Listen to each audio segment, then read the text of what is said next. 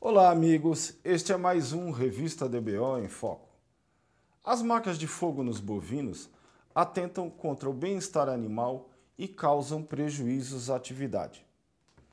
Este foi um dos temas trazidos pela Revista DBO, edição de julho, em reportagem de Carolina Rodrigues. Para falar do assunto hoje, nosso convidado é Matheus Paranhos da Costa, coordenador do Grupo Ético, professor da Unesp de Jaboticabal e sócio-diretor da BE Animal. Seja bem-vindo, mestre. É um prazer tê-lo conosco. Muito obrigado, me sinto bem-vindo. Prazer é meu. Qual que é o cenário atual dessa questão de marcar animais com fogo? Bom, o cenário atual, na minha perspectiva otimista, é de mudança, né? Até algum tempo atrás não havia um espaço para discussão ou não havia um estímulo para discutir outras formas de identificação dos bovinos para substituir a marca fogo, né? E a partir desse projeto que começou há 2 anos atrás, nós abrimos espaço para essa discussão, oferecendo alternativas que são muito mas são viáveis, né? E traz um benefício muito maior para os animais e para quem está realizando esse trabalho no campo também. Só para você ter uma ideia, a maior parte do Brasil, a realização de marca-fogo no gado de corte, principalmente, pode chegar a 10 marcas, 12, 14, 15 marcas. Tem até outro extremo, o exagero extremo de pessoas que marcam até o mês e ano de parto de cada vaca. Cada vez que a vaca pariu, anota lá o mês e o ano do parto dela. Então, esse exagero já foi objeto de crítica de ONGs em relação ao Brasil, documentários e campanhas por mídias sociais. E a gente já vinha falando disso há algum tempo, né, inclusive com bons exemplos, fazendas que já tinham adotado por iniciativa própria, por vontade própria, estimulado pela iniciativa desse projeto de eliminar, ou pelo menos reduzir muito a utilização da marca fogo, com resultados muito bons. Não sei se você sabe, se todos aí que estão nos ouvindo sabem, mas danos ao couro que causam cicatrizes, né, e a marca fogo tem um percentual importante nisso, chega a resultar em uma perda de mais de US$ 1 milhão por ano no mercado de couro brasileiro, né? Então, além de ser uma questão que envolve sofrimento do animal, um trabalho bastante extenuante e arriscado também, tem essa questão econômica aí que precisa ser levada em conta. Como é que surgiu então a ideia de conceber aí um guia, confeccionar um guia para lidar com isso?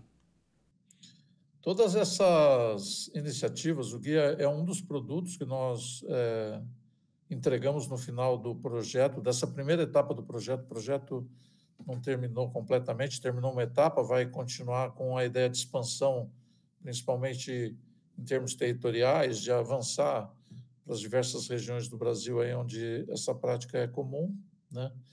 Ela começa com a sensação e a percepção de que, primeiro, essa prática milenar feita desde o Antigo Egito já passou da hora de ser substituída. Nós temos tecnologia que torna o trabalho muito mais eficiente, controle dos rebanhos mais eficiente.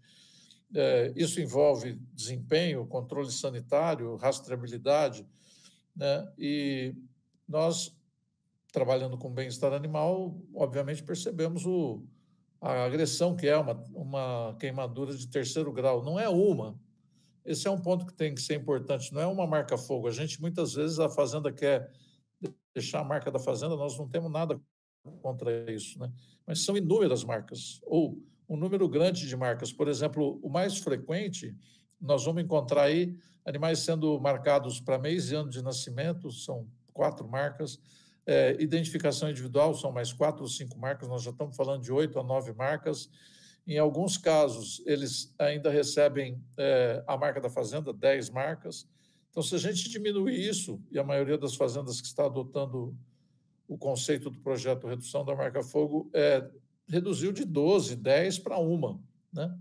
Então, é uma lesão, é uma agressão. Antes de ser alteração no couro, uma cicatriz no couro, é uma lesão à pele do animal. Então, esse também foi o que nos motivou principalmente a iniciar essa campanha. E quais são essas práticas alternativas que o guia defende? Olha, o guia defende uma combinação de um método de identificação individual permanente, que não é fácil de ler, né, que é a tatuagem. Então, para eu fazer a leitura dessa identificação, eu teria que conter o animal e olhar a orelha dele, porque a tatuagem é feita na orelha, mas ela não perde, quando bem feita, não perde. E nós combinamos essa marca, essa tatuagem, com o brinco visual, aquele que tem os números, e o brinco eletrônico, que tem o chip, né, que faz a leitura eletronicamente e que já remete o dado direto para o computador ou para a balança, se for o caso de estar pesando os animais. Então, essa combinação possibilita agilidade no trabalho de monitoramento, de controle do rebanho em todas as atividades, na reprodução, no desempenho, todas elas. A leitura no chip é de segundos, né, muito rápido e com zero probabilidade de erro, né, quando você trabalha com produtos de boa qualidade. E o brinco visual permite a leitura visual mesmo no campo. Inclusive, a gente recomenda que faça a colocação do brinco com o que o pessoal chama o macho, que é a parte de trás da orelha grande, onde o número fica colocado tanto à frente quanto atrás. Aí não importa se o animal está de costas para você ou de frente, você consegue ver o número, né? E as experiências que a gente tem nas fazendas que adotaram estão muito satisfeitas, né? Então funciona. A gente, antes de começar a campanha, deixar isso bem claro, nós fomos para o campo validar essas ideias, né, para também ficar seguro de que funcionasse e mostrar na prática como é que isso pode ser aplicado aí nas fazendas do Brasil. Quais foram as principais observações nessas propriedades que serviram aí para o experimento, para o estudo? As principais observações, eu vou destacar uma logo de cara, que foi como é que a equipe reagiu a isso, né? Logo no início, antes de implementar essas práticas de identificação e eliminando grande número de marcas a fogo, o pessoal do campo, vaqueiros, capatazes, às vezes gerente técnico, não estava acreditando que isso fosse funcionar muito bem. Em uma das fazendas, nós enfrentamos esse desafio e teve um questionamento: mas é mais fácil de ler na marca, tal. Nós fizemos um teste nessa fazenda, acompanhamos só a leitura da marca fogo durante o manejo de pesagem deles. Acompanhamos 1.300 animais sendo pesados. 18% de erro, né? Esse resultado de erros de leitura da marca fogo depois foi confirmado em mais duas fazendas, que são totalmente diferentes dessa primeira, com um valor muito semelhante, 17% e 17,5%. Então, primeiro, tem a confiança na leitura da marca fogo foi desmistificada com esses resultados que nós conseguimos. Segundo momento foi quando eles, já com a nova estratégia implementada, eles viram que o trabalho deles facilitou demais, né?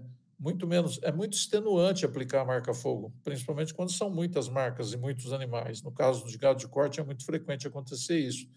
Você fica, às vezes, o dia todo num trabalho que já é calor, numa época quente, que fica mais quente o ambiente por causa dos fogareiros que estão ali esquentando os ferros de marcar, com muito barulho, porque esse fogareiro também fica fazendo aquele chiado do gás que está sendo queimado ali durante o dia todo, e o trabalho em si, né, que também é extenuante. Então, você pergunta hoje para o pessoal das fazendas, a resposta é: e aí, está convencido? Todos estão muito convencidos e não querem voltar atrás. Ferro de marcar nessas fazendas virou peça de museu.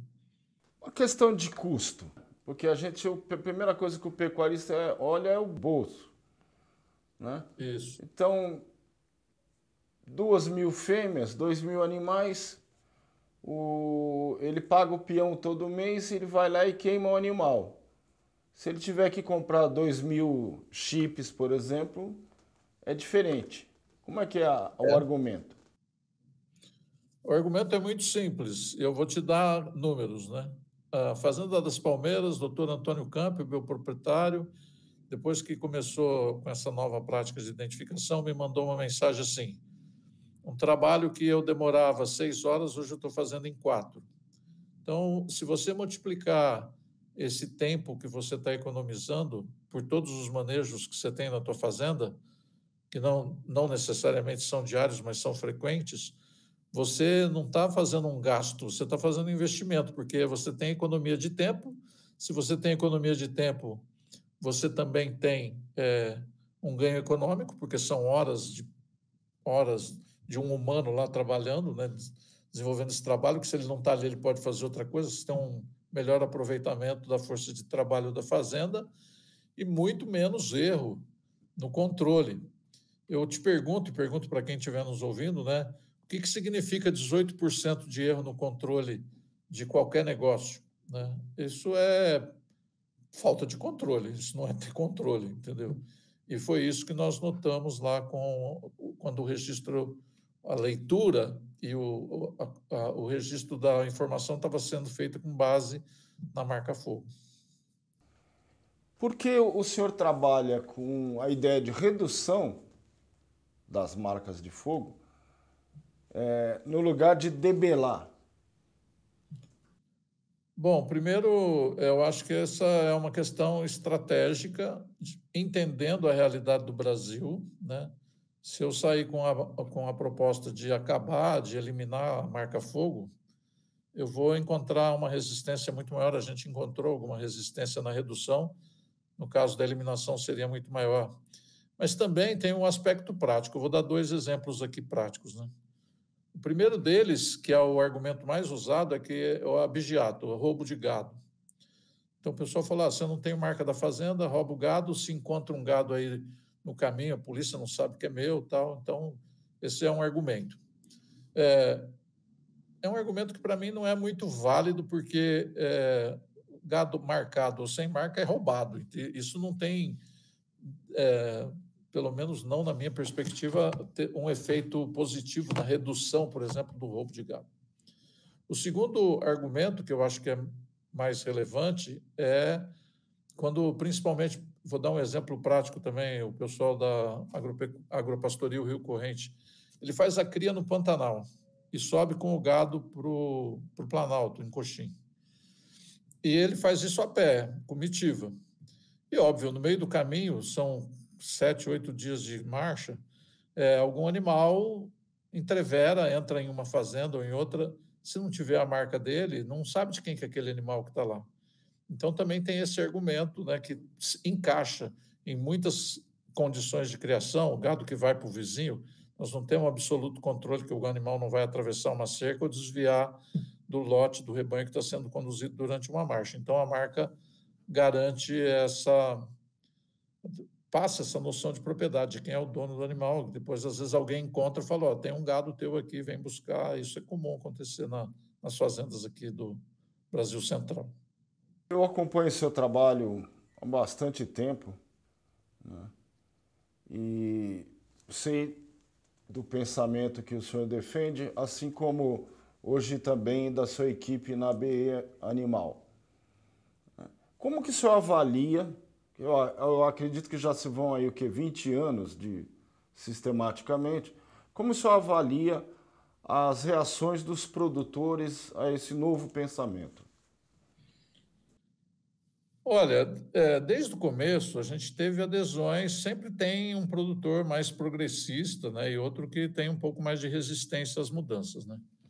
Então nós temos parcerias com produtores mais progressistas desde o início, como você falou, 20 anos atrás, já preocupados, buscando alternativas e interessados em adotar técnicas ou tecnologias que fossem mais amigáveis com os animais, com os bovinos, e obviamente também que diminuísse risco de acidente com os trabalhadores, por exemplo. Ao longo dos anos, o que aconteceu? A gente ganhou aderência, o conceito ganhou força, passou a ser reconhecido. Antes, ninguém sabia o que era, depois virou moda. Hoje, não. Hoje, muita gente tem a consciência de que é o que tem que ser feito, cuidar bem dos animais, tratar bem, até porque A atividade dele, né, que é a produção animal, né, depende disso, né? O animal maltratado não vai produzir bem, ou não vai produzir tudo que ele poderia produzir, né? Então, hoje nós temos um número muito maior de produtores, tem uma juventude chegando aí também com uma cabeça diferente, com um pensamento diferente, né, focado nessa questão com respeito aos animais, respeito à natureza, respeito a todos os seres vivos. E, e eu vejo que as mudanças vieram para ficar, né? O que eu quero dizer com isso? Alguém pode dizer assim, o progresso é um pouco lento, porque não é todo mundo que adota, ainda é uma proporção relativamente pequena. É verdade, mas quem mudou não volta atrás, entendeu? Então, eu acredito a isso que é um conceito que veio para ficar e ele vai avançar lentamente, mas de forma bastante determinada para prevalecer num futuro que eu imagino não é muito distante. Algumas práticas, o bem-estar animal envolve muitas práticas de criação e manejo, né? Algumas práticas já estão super enraigadas, outras estão crescendo mais rápidos do que outras, e tem, então, algumas que exigem um pouco mais de tempo, de reflexão do produtor, para que ele adote isso como uma atividade de rotina na fazenda dele. O senhor gostaria de defender mais alguma coisa em relação ao bem-estar animal? Eu só quero dar um exemplo prático aqui. No ano 2000, a gente lançou uma ideia e depois saiu um manual da vacinação de 1 a 1 animal no tronco de contenção. Por que foi lançado isso? Por uma questão de controle, de novo, para ter controle. O animal que era vacinado no tronco coletivo, solto, pulava, caía, um pisava em cima do outro, você não tinha certeza da dose aplicada, vaqueiro machucando a mão, levando cabeçada, era um caos. Quando a gente começou com essa proposta, a frase que eu mais ouvi falou: isso é coisa de maluco, vai triplicar o tempo do trabalho. A gente provou que não triplicava, porque, como lá na frente você tem uma probabilidade de acidente muito baixa comparado quando está. Eu chamo de acidente qualquer anormalidade, né? Um animal que deita ou que cai dentro do tronco coletivo, por exemplo. E hoje eu vou em muitas fazendas que não conheço, que não me conhecem, e estão fazendo isso como uma parte de uma rotina. É muito melhor para todo mundo. Então, é assim que funciona. E, com certeza, vai continuar com essas outras boas práticas. A redução da marca-fogo é uma delas, a desmama lado a lado, cuidar bem do bezerro recém-nascido para evitar uma mortalidade que aqui no nosso país às vezes passa de 10%. Então, é um trabalho para o bem de todos, bem-estar de todos, dos animais, que é o nosso interesse, objeto do nosso trabalho, mas também das pessoas que estão lá trabalhando com ele, e de quem gosta de comer carne, por exemplo, mas também quer que os animais sejam bem tratados. Então, fica em busca disso, né? Ok, professor. Muito obrigado. Eu que agradeço a oportunidade, sempre à disposição. Eu falei com Matheus Paranhos da Costa, coordenador do Grupo Ético, professor da Unesp de Jaboticabal e sócio-diretor da BE Animal. Este foi mais um Revista DBO em Foco.